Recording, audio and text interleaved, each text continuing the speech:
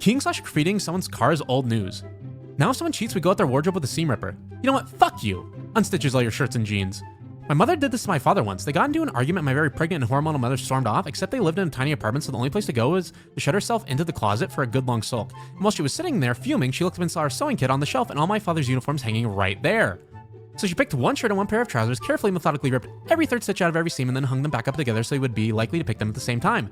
This took her a couple hours, so by the time she was done, the anger had worn down. She came out, she and my father had a talk that ended in apologies, after which they were tired and went to bed. My mother swears up and down that she meant to warn my father about the sabotage clothes in the morning, but he wore a different uniform set and they were both still feeling a little raw, so she didn't want to bring up the fight again. She decided to tell him that night instead. And then she forgot. Anyway, about 4 days later, my father apparently came home roughly an hour after he left for work, his clothes slowly, gently shedding off his body, the most bewildered expression on his face. "Paula," he said, his voice mildly shell-shocked. "Paula, my clothes are broken!" My mother promptly burst out laughing so hard that she went into labor, and that's the story of my birth, heralded by petty vengeance and utter confusion.